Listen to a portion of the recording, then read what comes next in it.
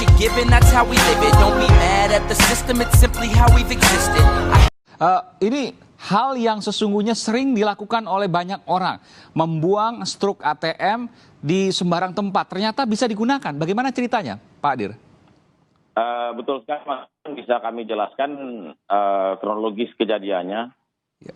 Ini setelah kita tangkapnya baru kita bisa mengetahui bahwa modusnya itu adalah mulai dari pengambilan struk.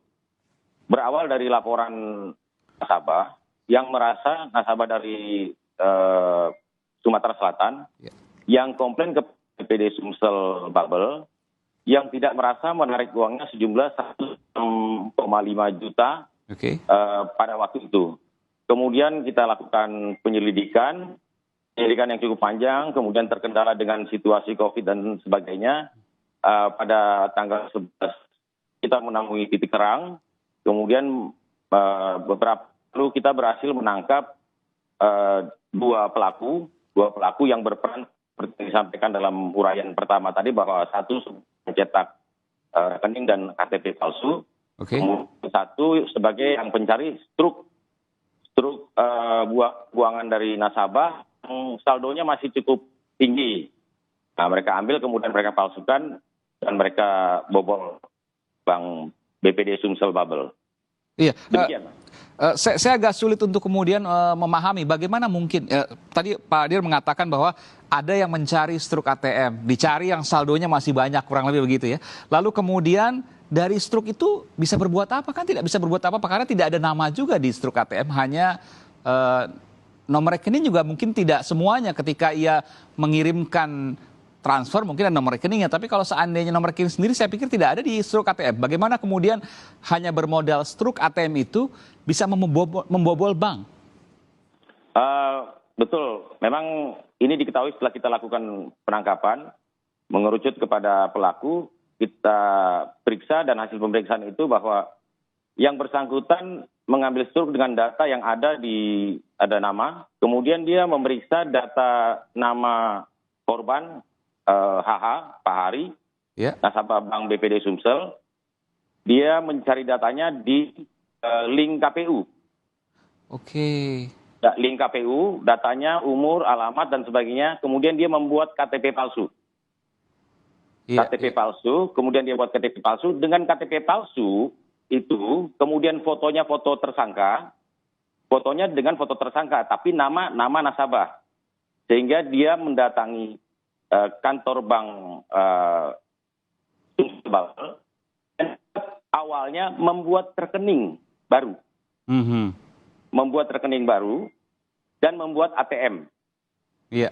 Nah, selang beberapa waktu kemudian dia menelpon ke Bank Sumsel dengan alasan dia mau menarik uang yang ada di rekening yang dia palsukan dari struk tadi, yang dia palsukan juga nomor tabung buku rekeningnya tabungan, tetapi dengan alasan dia tidak membawa ATM. Dari teller yang ada di Sumsel, bisa nggak saya menarik, memindah bukukan dari buku yang tadinya palsu dengan data palsu yang punya dia, pindah bukukan ke rekening satunya, tapi yang ATM satunya dia tidak bawa. Nah, kemudian dari petugas bank, oh ya bisa gitu, mengatakan bisa, kemudian datang dengan buku tabungan dan ATM palsu dengan yang dia bawa dengan foto tersangka. Petugas dari bank BPD Sumsel Bubble jadi percaya meskipun ATM yang satunya tidak ada, karena dia punya ATM yang baru ini, Pak. Nah, di situ kelemahan dari dia punya, kemudian rekening yang seolah rekening asli dia buka dengan KTP palsu dia itu, fotonya tapi foto tersangka. Kemudian dia pindahkan, transfer ke rekening yang dia bikin itu. Demikian itu.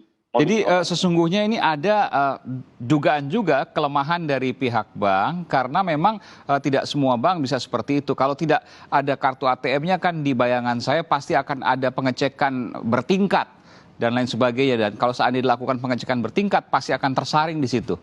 Betul demikian Pak Dir? Ya, Ini juga kita gali dari tersangka. Mohon maaf mungkin untuk praktek bank. Sasarannya memang bank daerah.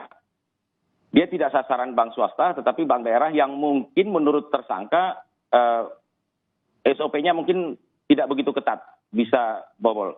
Kemudian untuk tanda tangan di buku tabungan itu juga tidak begitu diperiksa.